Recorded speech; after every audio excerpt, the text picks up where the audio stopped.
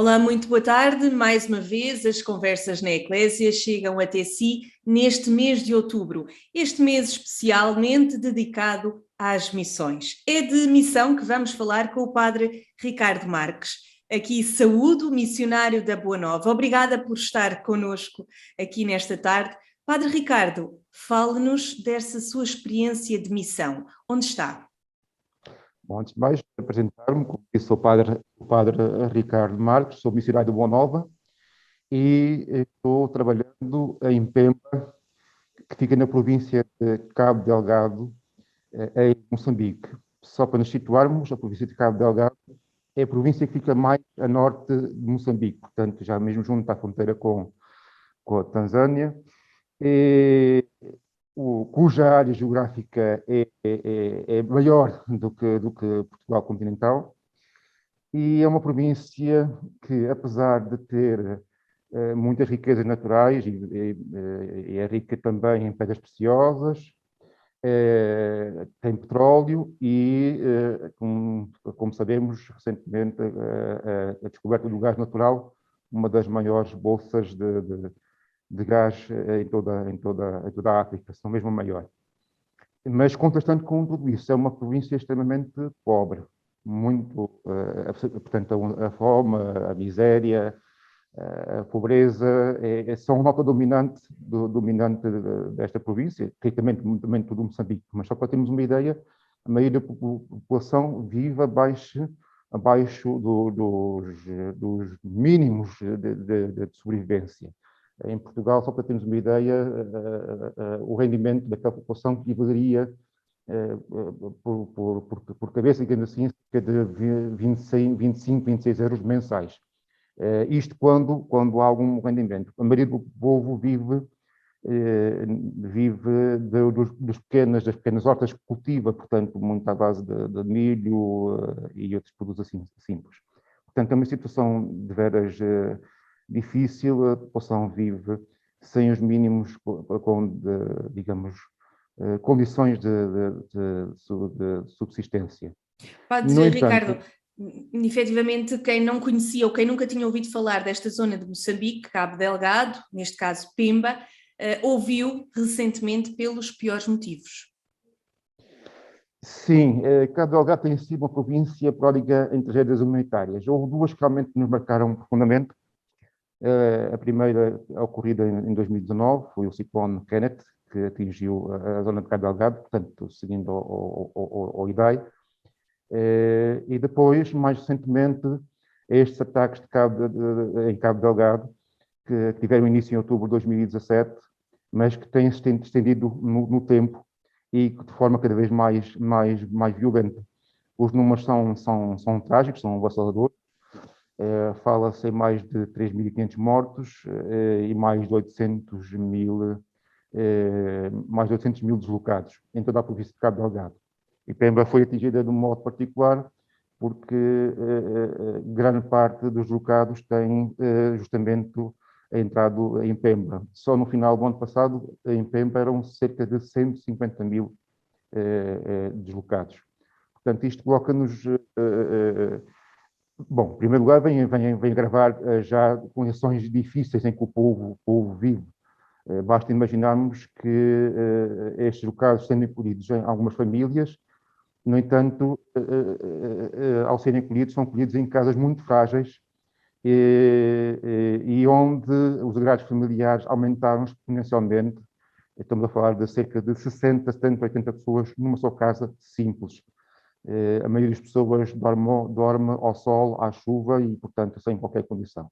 Portanto, isto traz-nos desafios pela frente, porque, portanto, as condições que já tiveram eram muito frágeis, agora ficaram mais difíceis de atender. Traça-nos esta realidade agora muito atual, mas quando chegou a Cabo Delgado, a Pemba, em 2015, havia só, e dizendo só é muito pouco, essa questão da pobreza, ou havia outras necessidades a que o impressionaram nesse seu primeiro contacto? Bom, como eu disse, Cabo Delgado sempre foi digamos, uma província voltada, digamos, a estas condições, como disse, de pobreza, miséria, e a própria história da província é violenta, porque sempre foi marcada por um contexto de guerras. Por exemplo, a guerra colonial mais forte que ocorreu contra a guerra colonial foi juntamente na província de Cabo Delgado. Depois também a guerra civil que se seguiu também teve um impacto muito forte naquela província. E depois disso também há outras digamos, variáveis que entram aqui, como questões culturais,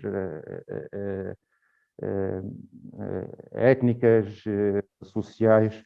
Portanto, é um ambiente complexo, mas ao mesmo tempo também desafiante e motivador, porque o povo é um povo, apesar deste sofrimento, é um povo simples, é um povo acolhedor, é um povo que acolhe muito a presença dos missionários, portanto ajuda-nos também. Sentiu-se acolhido nesse ano de 2015? Sim, desde o princípio, desde o princípio. É uma característica interessante do povo, em que não é difícil estabelecer uma relação com o povo simples, porque o povo gosta da nossa presença, no fundo é isto, gosta da nossa presença, sobretudo porque entende que a nossa presença é uma presença de partilha, de entrega e de solidariedade. E, portanto, eu sempre senti este acolhimento com o povo moçambicano e com o povo em Pena, de modo particular. Portanto, E está justamente, perfeitamente integrado, Padre Ricardo. sinto Já integrado, embora participa das festividades, de algumas coisas tradicionais que lá fazem? sim, embora o elemento cultural é sempre um elemento mais difícil. Costumo dizer que ao final de 7 anos ainda estou a aprender. Portanto, a entrada na cultura moçambicana é um passo, temos que fazê-lo passo a passo, não se faz assim de um momento para o outro. Mas o povo ajuda, o povo ajuda, e as coisas que porventura nós não entendemos muito bem, é o próprio povo que nos ensina e que nos dá caminhos justamente para também, da maneira, nós fazermos chegar melhor a nossa mensagem, que é o Evangelho, até ao povo. Pronto, eu gostaria também, já agora, aproveitando a oportunidade, porque tenho aqui um objeto que é próprio daquela cultura que trouxe comigo, mas que marca justamente um bocadinho que é aquilo que a vida e a cultura do povo. A capelana. A capelana é um tecido, digamos assim, muito usado pelo povo, mas tem um símbolo cultural forte. Ela não é originária, provavelmente, no Moçambique. A história diz que provavelmente ela terá sido originária ali do Médio Oriente e terá entrado na cultura subsaariana por volta dos séculos IX, X. Mas, inicialmente, se era um símbolo ligado mais ao poder, ele foi se entranhando na vida do povo, de tal maneira que agora parece ligado a mentes culturais fortes, justamente. Por exemplo, no caso das meninas, marca um momento de transição, quando estão prestes a casar, aquele momento de transição da vida, digamos, jovem para a vida adulta. Portanto, é um símbolo importante. Também simboliza como que o reconhecimento da parte dos anciãos, em que aquela menina está pronta para desempenhar aquilo que são as responsabilidades que são confiadas. Depois, a capelana é muito usada digamos, no dia a dia. Portanto, as mulheres, por exemplo, carregam as crianças às costas com uma capelana, e com isso levam para todo lado, inclusive para quando estão nas machamas, trabalhando, etc. Portanto, é este símbolo que eu gostaria de mostrar. Este em particular traz aqui um símbolo de uma senhora carregando alguma coisa à cabeça, porque é geralmente assim que as senhoras também fazem, quando querem transportar uma coisa, água, milho e outros afins. Portanto, está aqui, é um símbolo muito forte na cultura moçambicana em particular. Muito obrigada, Padre Ricardo, também por esta partilha interessante, de conhecermos um bocadinho também melhor esta tradição, a capelana, e também percebermos esta realidade de como é também a vida das mulheres, das jovens, e tem aqui também a capelana como um símbolo especial. No seu dia-a-dia, falta-nos perceber, Padre Ricardo, em que áreas é que se move, o que é que um missionário da Boa Nova é chamado a fazer naquela zona? Bem, o missionário, a nossa missão é justamente o anúncio de Cristo àqueles que nós estamos naquilo que a Igreja designa como o campo do primeiro anúncio, isto é, anunciar Jesus àqueles que ainda não conhecem. O caso de Pema é um caso desafiante de modo particular porque a religião católica é minoritária. Nós estamos num contexto islâmico e assim tentando também, por exemplo, um bocadinho mais esta questão de que acaba dos ataques, o islamismo. Né? Então, essa é a nossa primeira missão. E a missão principal, se calhar talvez a única missão, anunciar Jesus Cristo àqueles que ainda não conhecem e ser portadores desta mensagem evangélica junto deste povo que tanto necessita. A maneira como nós fazemos isso, portanto, enquadra-se na realidade do povo. Pronto, nós naturalmente desenvolvemos várias atividades em ordem àquilo que são as necessidades do povo, né? Não só nas celebrações, no nível pastoral, mas também muito marcadamente ao nível social. Aliás, a componente social acaba por ser uma componente forte, porque, como disse, nós estamos num ambiente que é desafiante porque a maioria das pessoas vive em contextos bastante difíceis, não é?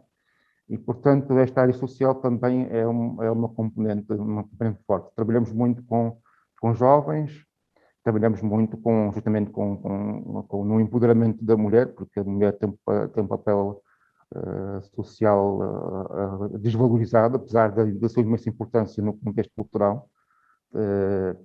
Trabalhamos muito na área de cidadania, portanto, na tentativa de ajudar que as pessoas tenham uma consciência um bocadinho mais crítica diante da realidade que as envolve.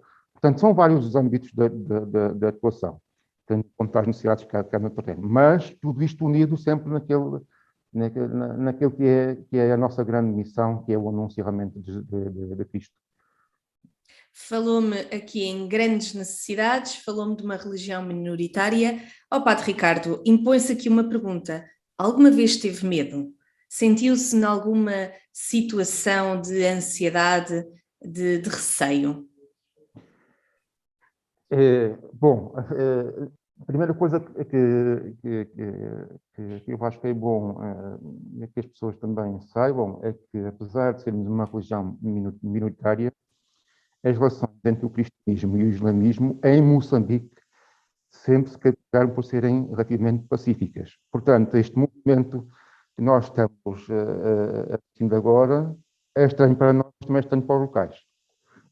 Pronto. Há situação de segurança? Sim, há situação de segurança. Pronto, mas assim dizer, medo, não tenho medo. Não tenho medo. Eu vejo mais na perspectiva de um desafio, né, desafio, porque isto são situações que fazem parte, digamos dizer assim, da nossa vida, não é? Portanto, sabemos quando vão para a ação, à partida podemos encontrar alguma situação que seja situação de risco. E eu vejo muito nessa óptica, não sinto tanto como risco, mas sinto mais como um desafio, como um desafio. E algo que é integrante da parte da nossa missão. Portanto, é mais ou menos assim que eu vejo esta situação. O Papa Francisco, para o Dia Mundial das Missões, este ano assinalado a 24 de outubro, deixou como tema o não podemos calar aquilo que vemos e ouvimos. É também um grande desafio para um missionário que está em Pemba, Padre Ricardo. Sim, sim, é isso, e no fundo é isso mesmo. Nós, a partir desta experiência, eu creio que aquilo que o Papa Francisco nos deu nesta mensagem para o Dia Mundial das Missões, não se aplica apenas àquilo que é o Ad Gentes. Claro que o Ad Gentes, quando nós falamos em missões, é geralmente aquilo que nos vem à cabeça, aqueles missionários que vêm para fora, como eu tenho a graça também de ser, e, portanto, digamos assim, tem uma espécie de uma atitude mais radical. Mas, na verdade, a atitude radical tem a ver mais com a experiência que nós temos do encontro pessoal com Cristo. Isso é um desafio constante que nós temos na nossa vida, como cristãos. É fazer justamente esta experiência do encontro pessoal com Cristo. E a partir dessa experiência nós entendemos, sentimos justamente aquilo que é dito nos Atos dos Apóstolos, onde parte justamente este lema para o Dia Mundial das Missões, e percebemos que este encontro pessoal com Cristo então, deixa-nos este desafio, justamente para nós não conseguimos calar aquilo que a gente experiencia, no fundo. Esta experiência dá-nos como um novo fulgor, não é? Leva-nos a sair de nós para ir ao encontro de todos, particularmente daqueles que mais necessitem, daqueles que mais necessitam. Portanto, é como diz o Papa, aquilo que ouvimos, aquilo que a gente experienciamos, aquilo que é uma experiência real e concreta de encontro com Cristo, nós não podemos silenciar, onde quer que a gente esteja. E, sobretudo, nos países de missão, que, no fundo, como disse há pouco, a